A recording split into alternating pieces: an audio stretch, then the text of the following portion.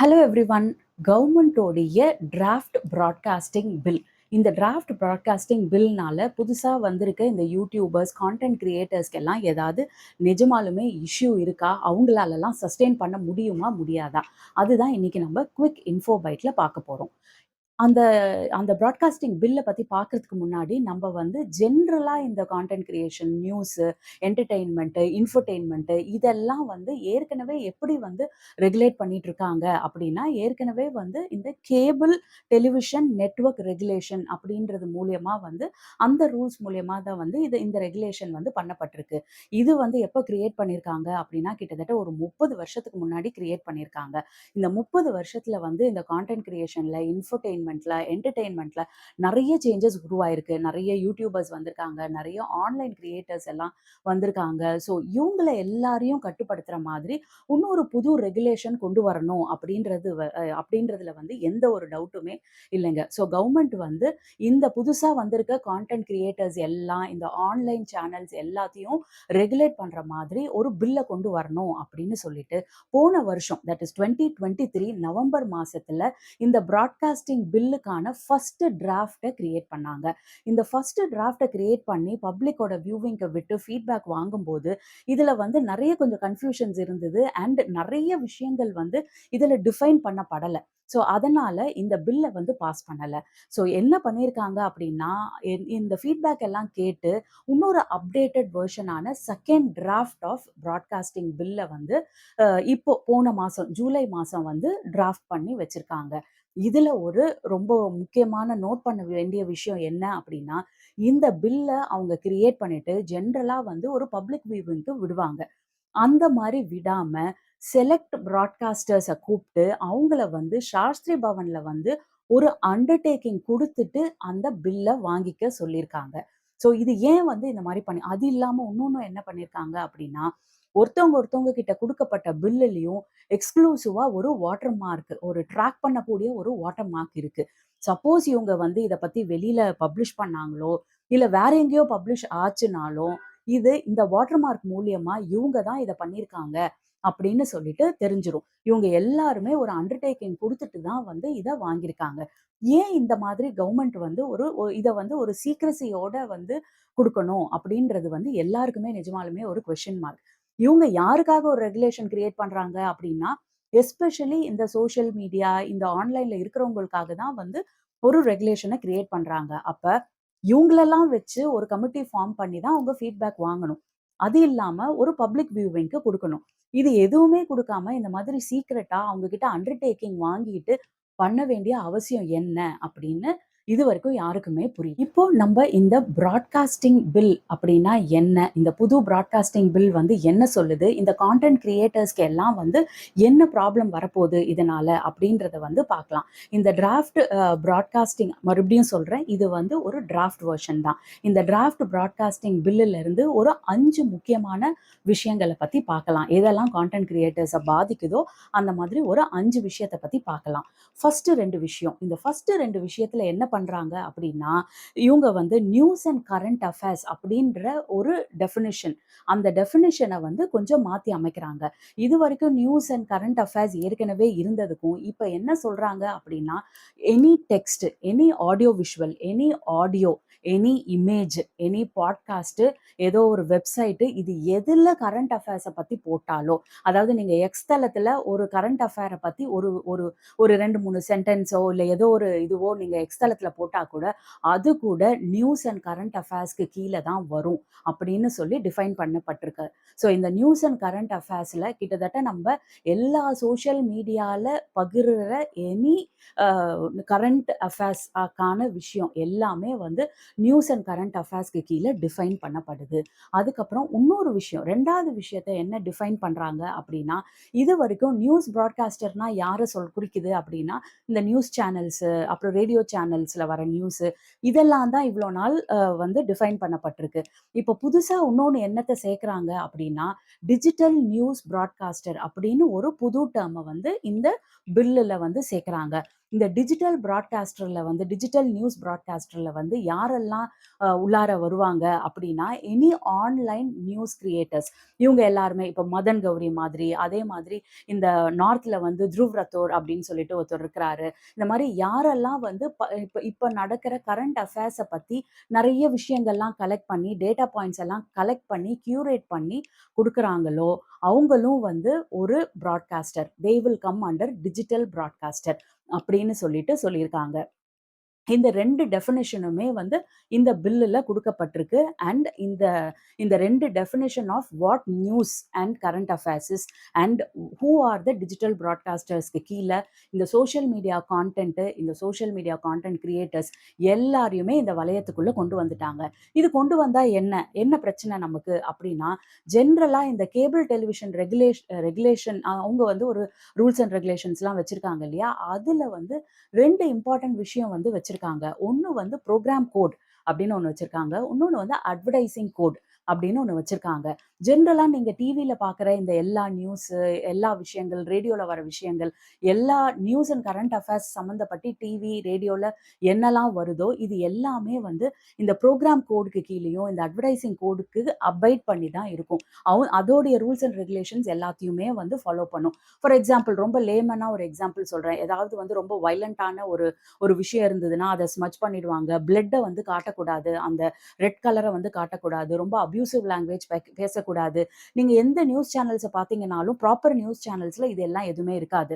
But social மீடியால இருக்கும். So இந்த புரோகிராம் கோடு, இந்த அட்வர்டைசிங் கோடையும் இந்த 2 விஷயத்துக்கும் கொண்டு வந்துட்டாங்க. அதாவது நீங்க வந்து ஒரு ஆன்லைன் நியூஸ் பிராட்காஸ்டரா இருந்தீங்க அப்படின்னா, நீங்க வந்து ஒரு கரண்ட் அஃபேர்ஸ பத்தி பேசுற ஆளா இருந்தீங்க அப்படின்னா, யூ வில் கம் அண்டர் இந்த program code and advertising code. இந்த செகண்ட் டிராஃப்ட் ஆஃப் பிராட்காஸ்டிங் பில்லுல வந்து புரோகிராம் கோடோட டெஃபினிஷன் என்ன அப்படின்றத வந்து கரெக்ட்டா சொல்லல. பட் ஆனா என்ன சொல்லியிருக்காங்க அப்படின்னா, இந்த news broadcasters, digital news broadcasters எல்லாருமே வந்து இந்த புரோகிராம் கோட் அண்ட் அட்வர்டைசிங் கோட ஃபாலோ பண்ணணும்னு சொல்லியிருக்காங்களே வெளிய, புரோகிராம் கோடோடைய டெஃபினிஷன வந்து அவங்க வந்து ரொம்ப ப்ராப்பரா சொல்லல. பட் ஆனா, நம்மளுடைய பழைய கேபிள் நெட்வொர்க்கான ரெகுலேஷன்ஸ்லயே வந்து programme code and advertising code அப்படின்னா என்ன? அப்படின்றத வந்து டீட்டெயிலா குடுத்துருக்காங்க. நீங்க ஸ்க்ரீன்ல பார்த்தீங்கன்னா, நான் வந்து நெறைய விஷயம் இருக்கு. ஒரு 2, 3 விஷயம் சொல்றேன். புரோகிராம் கோட் அப்படின்னா என்ன? அப்படின்னா வந்து, இது வந்து ஒரு புரோகிராம் வந்து ஒரு குட் டேஸ்ட்டோடையும், டீசென்சியோடையும் இருக்கணும். ஃப்ரெண்ட்லி கண்ட்ரீஸ கிரிட்டிசைஸ் பண்ணக்கூடாது. ரிலிஜியஸ் அட்டாக் எல்லாம் இருக்கக்கூடாது. எந்த ஒரு கம்யூனிட்டிய பத்தி தப்பா பேசக்கூடாது. டிஃபமேட்டரியா பேசக்கூடாது. அந்த மாதிரி நெறைய விஷயங்கள் வந்து புரோகிராம் கோட்ல இருக்கு. அட்வர்டைசிங் கோட் அப்படின்னா என்ன? அப்படின்னா வந்து எந்த ஒரு ரேஸ பத்தியும் நம்ம தப்பா பேசக்கூடாது. கலர், காஸ்ட், நேஷனாலிட்டிய பத்தி தப்பா பேசக்கூடாது. அப்புறம் கான்ஸ்டிடியூஷன் ஆஃப் இந்தியா க்கு வந்து அகெயின்ஸ்டா இருக்கக்கூடாது. மக்கள வந்து கிரைம நோக்கி தள்ற மாதிரி ஒரு விஷயத்த வந்து நீங்க வந்து காட்டக்கூடாது. அந்த மாதிரி அட்வர்டைசிங் கோடுக்கு கீழ நெறைய விஷயங்கள் இருக்கு. இது எல்லாமே வந்து ஆல்ரெடி வந்து இந்த கேபிள் நெட்வொர்க்கான இதிலே வந்து ரூல்ஸ் அண்ட் ரெகுலேஷன்ஸ்லயே வந்து குடுத்துருக்காங்க. இப்ப டிஃபைன் பண்ணலனா கூட, இதுதான் புரோகிராம் கோட், அட்வர்டைசிங் கோட். இதுக்கு கீழ ஏகப்பட்ட விஷயம் வருது. இப்ப இருக்க சோஷியல் மீடியா சேனல்ஸ் வந்து பல பேர் வந்து இத பத்தி யாருமே வந்து இந்த இந்த புரோகிராம் கோடையோ, இந்த அட்வர்டைசிங் கோடையோ வந்து ஃபாலோ பண்றதே வந்து கிடையாது. ஸோ இப்ப என்ன சொல்லியிருக்காங்க மேஜரா, இந்த 2 பாயிண்ட்ல இந்த நியூஸ் கிரியேட்டர்ஸ் எல்லாருமே, டிஜிட்டல் நியூஸ் பிராட்காஸ்டர்ஸ் அப்படின்னு இருக்கவங்க எல்லாருமே இந்த புரோகிராம் கோட் அண்ட் அட்வர்டைசிங் கோட ஃபாலோ பண்ணணும். அப்படின்றது தான் வந்து ஃபர்ஸ்ட் 2 பாயிண்ட். 3வது பட் ரொம்ப ரொம்ப முக்கியமான விஷயம். இதுதான் வந்து இந்த ஆன்லைன் கான்டென்ட் கிரியேட்டர்ஸ பத்தின ஒரு விஷயம். இந்த பில்லுல என்ன சொல்லியிருக்காங்க அப்படின்னா, இந்த ஆன்லைன் கான்டென்ட் கிரியேட்டர்ஸ எல்லாரையுமே பிராட்காஸ்டர்ஸ் உடைய லிஸ்ட்ல சேர்த்திருக்காங்க. ஏற்கனவே வந்து பிராட்காஸ்டர்ஸ்னா யாருன்னா, இந்த ஓடிடி தளத்துலலாம் வந்து நெறைய கான்டென்ட்ஸ் எல்லாம் பார்க்குறீங்க இல்லையா? அதுல டாக்குமெண்ட்ரீஸ் இருக்கும், அதுல படங்கள் இருக்கும், அதுல வந்து நெறைய வெப் சீரிஸ் இருக்கும். இதெல்லாம் இருக்கு. இந்த ஓடிடின்றது ஒரு எக்ஸாம்பிள். இந்த ஓடிடில வர எல்லாருமே வந்து பிராட்காஸ்டர்ஸ் அப்படின்னு சொல்லுவாங்க. இதுல யாரு சேர்த்துட்டாங்க அப்படின்னா, இந்த கான்டென்ட் கிரியேட்டர்ஸ் எல்லாரையுமே இந்த பிராட்காஸ்டர் லிஸ்ட்ல சேர்த்துட்டாங்க. அப்புறம் கான்டென்ட் கிரியேட்டர் அப்படின்னா யாருன்னும் டிஃபைன் பண்ணப்பட்டிருக்கு. அப்படின்னா யாரு அப்படின்னா, people creating content R information using skill experience, knowledge. அதாவது ஸ்கில்லோ, எக்ஸ்பீரியன்ஸோ, நாலேட்ஜோ இது எல்லாத்தையும் வச்சு ஒரு கான்டென்ட்டோ, இல்ல ஒரு இன்ஃபர்மேஷனோ கிரியேட் பண்ணி, அத நீங்க ஒரு யூடியூப் சேனல்லயோ, ஒரு ஆன்லைன் தளத்திலயோ, ஒரு வெப்சைட்லயோ எதுல எதுல வேணாலும் ஒரு கான்டென்ட் வந்து வீடியோ ஃபார்மேட்லயோ, ரிட்டன் ஃபார்மேட்லயோ போட்டீங்கன்னா, நீங்க வந்து ஒரு content creator. Online content creator. நீங்க வந்து ஒரு பிராட்காஸ்டரா வந்து ஆயிடுவீங்க. ஓகே. இப்ப ஆன்லைன் கான்டென்ட் கிரியேட்டர்ஸ் எல்லாம் பிராட்காஸ்டரா ஆகுறதுனால என்ன பிரச்சனை அப்டின்னா, நான் ஏற்கனவே சொன்னேன் இல்லையா? இப்போ ஆன் அ பிராட்காஸ்டரா யார் இருக்காங்க அப்டின்னா, இந்த ஓடிடி தளத்தில பப்ளிஷ் பண்றவங்க எல்லாம் ஒரு பிராட்காஸ்டர். இப்ப இவங்கலாம் ஜெனரலா என்ன பண்ணணும்? ஒரு வெப் சீரிஸோ, ஒரு டாக்குமெண்ட்ரியோ பப்ளிஷ் பண்றதுக்கு முன்னாடி என்ன பண்ணணும் அப்டின்னா, ஒரு இவாலுவேஷன் கமிட்டி ஒண்ணு வச்சிருக்கணும். அந்த இவாலுவேஷன் கமிட்டில வுமன் ரெப்ரசன்டேஷன் இருக்கணும், சைல்ட் ரெப்ரசன்டேஷன் இருக்கணும், அ சிறுபான்மையர் மைனாரிட்டி கம்யூனிட்டீஸோட ரெப்ரசன்டேஷன் இருக்கணும். அந்த மாதிரி நெறைய ரெப்ரசன்டேஷன் வச்சு ஒரு கமிட்டி வச்சிருக்கணும். நீங்க வந்து ஃபர்ஸ்ட்டு உங்களுடைய கான்டென்ட்ட ஜெனரலா இந்த ஓடிடி மக்கள் எல்லாரும் ஃபர்ஸ்ட்டு அவங்களோட கான்டென்ட்ட இந்த கவுன்சிலுக்கு இந்த கமிட்டிக்கு குடுப்பாங்க. இந்த கமிட்டி எவாலுவேட் பண்ணி சர்டிஃபை பண்ணா தான் வந்து இந்த ஓடிடி தளத்தில வரும். ஸோ, இப்ப ஆன்லைன் கான்டென்ட் கிரியேட்டர்ஸ என்னன்னு நான் டிஃபைன் பண்ணிட்டேன். ஆன்லைன் கான்டென்ட் கிரியேட்டர்ஸ் வந்து ஒரு பிராட்காஸ்டரா ஆகுறதுனால என்ன ஆகும் அப்டின்னா, நீங்களும் இந்த மாதிரி ஒரு இவாலுவேஷன் கமிட்டி வச்சிருக்கணும். இந்த உங்களோட கான்டென்ட்ட இந்த எவாலுவேஷன் கமிட்டி வந்து அ எவாலுவேட் பண்ணி சர்டிஃபை பண்ணா தான் நீங்க உங்க கான்டென்ட்ட ஆன்லைன்ல பப்ளிஷ் பண்ண முடியும். ஸோ இதுதான் வந்து ரொம்ப ரொம்ப வந்து ஒரு இக்கட்டான ஒரு பாயிண்ட். ஏன்னா வந்து ஒரு ஸ்மால் யூடியூபர்ஸால ஒரு ஒரு சின்னதா ஒரு வீடியோ போடுறவங்களால இந்த மாதிரி வந்து பண்ணவே முடியாது. வாய்ப்பே கிடையாது. அவங்க போடாம தான் இருக்கணும். அண்ட் இன்னொன்னு அவங்க என்ன சொல்றாங்க அப்டின்னா, ஸ்கில்லோ, எக்ஸ்பீரியன்ஸோ இல்ல எக்ஸ்பர்டைஸோ வந்து நீங்க வந்து ஆன்லைன்ல வீடியோ ஃபார்மேட்லயோ, இல்ல ஒரு ரிட்டன் ஃபார்மேட்லயோ போட்டாலே அது வந்து பிராட்காஸ்டர் அப்படின்னு சொல்றாங்க.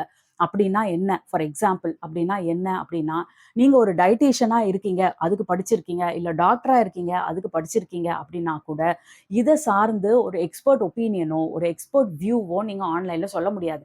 நீங்க ஆன்லைன்ல வந்துட்டு நீங்க இத தான் சாப்பிடணும், உங்களுக்கு டயபெட்டிக் இருந்தா இதுதான் பண்ணணும். நீங்க வந்து ஆயுர்வேதத்துல இதுதான் வந்து நீங்க வந்து இதுக்கு சொல்யூஷன் அப்படின்லாம் வந்து ஒரு எக்ஸ்பர்ட் வியூ நீங்க அதுக்கு படிச்சிருக்கலாம். படிச்சிருந்தா கூட ஒரு எக்ஸ்பர்ட் வியூவ பத்தி நீங்க சொல்லக்கூடாது. இந்த இவாலுவேஷன் கமிட்டி இவாலுவேட் பண்ணா மட்டும் தான் நீங்க உங்களோட கான்டென்ட்ட வெளியில பப்ளிஷ் பண்ணணும். இது வந்து ரொம்ப ரொம்ப இம்பார்ட்டன்ட் பாயிண்ட். இப்ப நம்ம 4வது அண்ட் 5வது பாயிண்ட்ட பத்தி பார்க்கலாம். 4வது பாயிண்ட்ல என்ன சொல்றாங்க அப்படின்னா, இந்த கான்டென்ட் கிரியேட்டர்ஸ் எல்லாருமே ஒரு 3 டயர் மெக்கானிசம் வச்சிருக்கணும். எதுக்கு அப்படின்னா, உங்க கான்டென்ட் மேல ஒரு கம்ப்ளைண்ட் வந்தது அப்படின்னா, அத அட்ரஸ் பண்றதுக்கு ஒரு 3 லேயர் மெக்கானிசம் வச்சிருக்கணும். ஃபர்ஸ்ட் லேயர்ல ஒரு கிரீவன்ஸ் ஆஃபிசர் இருக்கணும். செகண்ட் லேயர்ல இந்த நெறைய செல்ஃப் ரெகுலேட்டரி ஆர்கனைசேஷன்லாம் இருக்கு. அந்த ஆர்கனைசேஷனோட சைன் அப் பண்ணியிருக்கணும். 3வதா வந்து கவர்ன்மெண்ட்லயே வந்து பல அட்வைசரி கவுன்சில்ஸ் இருக்கு. அதோட சைன் அப் பண்ணியிருக்கணும். இந்த 3 மெக்கானிசமுமே வந்து வச்சிருக்கணும் நீங்க. பிளஸ் ஒருத்தவங்க வந்து உங்க கான்டென்ட் மேல ஏதாவது ஒரு புகார் குடுக்கணும் அப்படின்னா, அவங்க இந்த 3 லேயர்ல யார்கிட்ட வேணாலும் புகார் குடுக்கலாம். இதுதான் வந்து 4வது பாயிண்ட். 5வது பாயிண்ட் வந்து இந்த மாதிரி ஒருத்தவங்க புகார் குடுக்கும் பட்சத்துல, உங்க மேல வந்து ஒரு கிரிமினல் ஆக்ஷன் வரைக்கும் கூட எடுக்கிறதுக்கு அந்த கவர்மெண்ட்டுக்கு வந்து ஒரு ரைட்ஸ் இருக்கு. அண்ட் அவங்க வந்து எது வரைக்கும் போலாம் அப்படின்னா, உங்களுடைய இடத்தையோ, இல்ல உங்களோட ஆஃபீஸ் வீடையோ ரெய்ட் பண்ணலாம். உங்களோட எக்யூப்மென்ட்ட எல்லாத்தையுமே வந்து சீஸ் பண்ணலாம். அண்ட் உங்கள இம்ப்ரிசன் பண்ற வரைக்கும் வந்து கவர்மெண்ட்டுக்கு ரைட்ஸ் இருக்கு. எக்ஸ்ட்ரீம் ஸ்டேஜஸ்ல அவங்க வந்து எந்த ஒரு நோட்டீஸும் குடுக்காம உங்கள ரெய்ட் பண்ணி அரெஸ்ட் பண்றதுக்கு கூட வாய்ப்பு இருக்கு. இதுதான் வந்து 5வது பாயிண்ட். இந்த 5 பாயிண்ட் மூலியமா என்ன சொல்ல வராங்க அப்படின்னா, முதல்ல இந்த ஆன்லைன் தளத்தை எல்லாருமே வந்து ஒரு பிராட்காஸ்டர் அப்படின்ற ஒரு இதுலயோ, இல்ல ஒரு நியூஸ் பிராட்காஸ்டர் அப்படின்ற ஒரு ஒரு ஒரு பாயிண்ட்க்கு கீழ கொண்டு வராங்க. பிளஸ் இந்த ஆன்லைன் தளத்துல ஆப்பரேட் ஆகுறவங்க எல்லாருமே இந்த புரோகிராம் கோடும், இந்த அட்வர்டைசிங் கோடையும் வந்து கம்ப்ளை பண்ணணும் அப்படின்றது தான் வந்து இதோடைய ஒரு பிராடர் அவுட்லுக். நான் பெர்சனலா என்ன நினைக்கிறேன் அப்படின்னா வந்து, கண்டிப்பா இந்த சோசியல் மீடியாலாம் வந்த பிறகு ஒரு ரெகுலேஷன் வந்து கண்டிப்பா தேவை தான். ஆனா, அது என்ன எக்ஸ்டென்ட்‌டுக்கு அப்படின்றத வந்து நம்ம பார்க்கணும். நம்மளோட right for expression, right for ஸ்பீச்சையே தடுக்கிற அளவுக்கு இது நடக்கக்கூடாது. ஏன்னா, இந்த சோசியல் மீடியா சேனல்ஸ் தான் வந்து பல உண்மைகள் நியூஸ் சேனல்ஸ் எல்லாம் விலை போனா கூட, இந்த சோசியல் மீடியா சேனல்ஸ் தான் வந்து இன்னும் வந்து நெறைய விஷயத்த மக்கள் கிட்ட கொண்டு போய் சேர்க்குது. ஆனா, நெறைய விஷயம் வரக்கூடாதுன்னு நான் பெர்சனலாவும் நினைக்கிறேன். டாக்டர்ஸ் டாக்டர்ஸ், இந்த டயட்டீஷியன்ஸ் எல்லாம் சேர்ந்து என்ன பண்றாங்கன்னா, நம்ப இருக்கிற கரண்ட் லைஃப் ஸ்டைல ஃபாலோவே பண்ண முடியாத விஷயத்த பத்திலாம் வந்து பேசுறாங்க. நான் நான் வந்து 7 மணிக்கே நீங்க சாப்பிடலன்னா, உங்களுக்கு வந்து இப்படி வந்துரும், இது வந்துரும் அப்படிலாம் என்னென்னவோ சொல்றாங்க. நான் ஆஃபீஸ் முடிச்சுட்டு வீட்டுக்கு வரதே 8 மணி தான். அப்ப நான் எப்படி 7 மணிக்கு சாப்பிட முடியும்? என்னால லைஃப் டைம்க்கு இந்த மாதிரி ஒரு விஷயத்த ஃபாலோ பண்ண முடியாது. ஃபாலோ பண்ணணும்னு தான் நான் நெனைக்கிறேன். ஆனா என் லைஃப் ஸ்டைலுக்கு என்னால பண்ண முடியாது. அப்ப பண்ண முடியாத ஒரு விஷயத்த பத்தி இது உங்கள ஹெல்த்த பாதிக்கும், உங்க ஸ்லீப்ப பாதிக்கும், டென்ஷன குடுக்கும். இப்படி சொல்லி சொல்லியே வந்து எனக்கு வந்து ஒரு டென்ஷன் வந்துடுது. இத கேட்டு கேட்டே எனக்கு வந்து ஐயோ! நமக்கு இது வந்துருமோ, அது வந்துருமோ அப்படின்ட்டு நமக்கு இது வருது. ஸோ இதுக்கெல்லாம் ஒரு விதமான எஸ்பெஷலி மெடிக்கல்ஸ் இது சம்மந்தப்பட்ட விஷயத்துக்கெல்லாம் வந்து ஒரு ரெகுலேஷன் வேணும் அப்படின்னு தான் வந்து நான் வந்து நெனைக்கிறேன். நீங்க என்ன நெனைக்கிறீங்க அப்படின்னு சொல்லுங்க. எதெல்லாம் ரெகுலேட் பண்ணணும்னு நெனைக்கிறீங்க? நியூஸ் சேனல்ஸ ரெகுலேட் பண்ணணுமா? இல்ல இந்த மாதிரி வந்து மெடிக்கல் திங்ஸ பத்தி பேசுறது ரெகுலேட் பண்ணணுமா? இது எத ரெகுலேட் பண்ணணும்னு நீங்க நெனைக்கிறீங்க? பாய் ஃபார் நவ்.